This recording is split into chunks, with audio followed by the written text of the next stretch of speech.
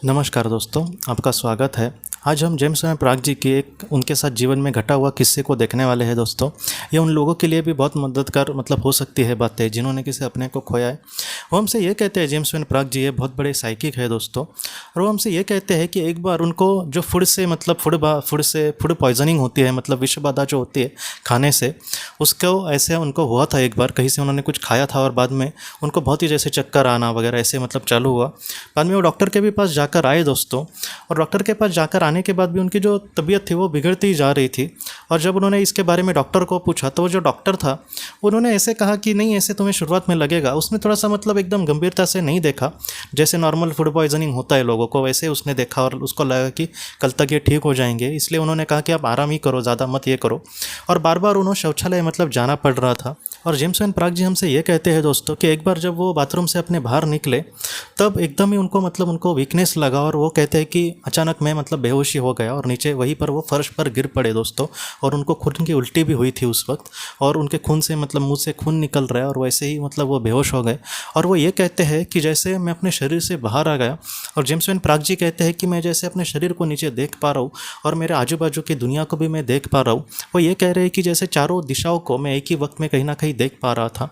और उसके बाद जेम्स एंड प्राग जी हमसे ये कहते हैं कि उन्होंने अपने सामने अपने बहन को देखा। वो ये कहते हैं कि कुछ सालों के पहले उनकी जो बहन थी वो उनको छोड़कर चली गई थी इस दुनिया से, और वो जो बहन थी वो वहाँ पर उनको दिखी। और उनके बहन ने दोस्तों एक ही बस वर्ड बोला कि ये जल्दी से ख़त्म हो जाएगा मामला। और उनको कुछ समझ नहीं आया कि आखिर उनकी बहन उनको क्या कहना चाह रही है।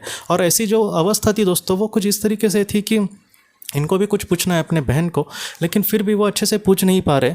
और बाद में वो ये कहते हैं कि एक गार्डन जैसा एरिया, एक पार्क जैसा एक बहुत ही सुंदर एरिया, वहाँ पर वो खींचे चले जा रहे हैं। जैसे कोई पानी को हम खींचते हैं कभी कभी, उस तरीके से पिचकारी से वगैरह अंदर का सब एकदम अंदर जाता है, वैसे उनको जो एक माहौल था वो कहीं ना कहीं खींच कर लेकर जा रहा है उस पार्क में। और उस पार्क में जब वो गए दोस्तों, तब वो ये कहते हैं कि उस पार्क में मैंने एक इंसान को देखा, वो वहाँ पर कुछ काम कर रहा था। और जब वो उनके करीब पहुँची उनकी आत्मा, तब वो उन इंसान को बहुत ही अच्छे से पहचान पाए।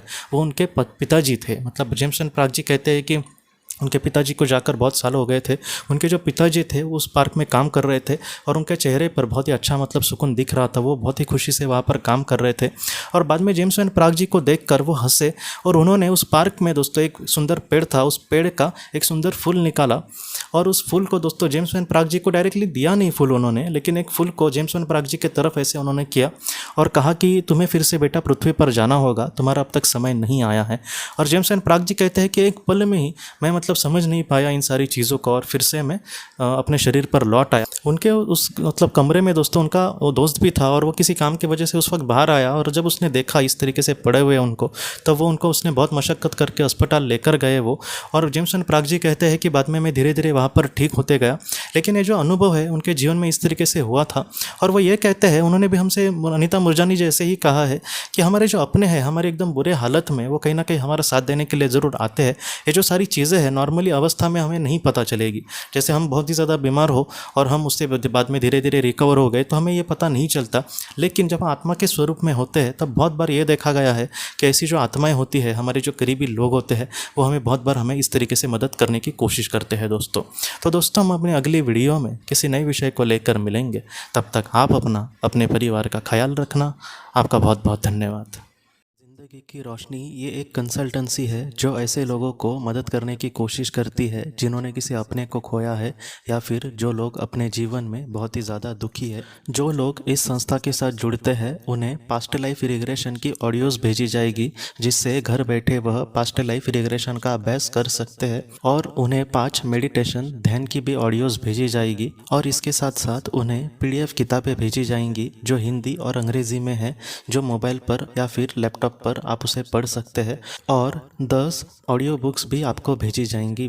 तो दोस्तों, अगर आप इस संस्था के साथ जुड़ना चाहते हैं तो कृपया इस नंबर पे व्हाट्सएप मैसेज करें। आपका बहुत बहुत धन्यवाद।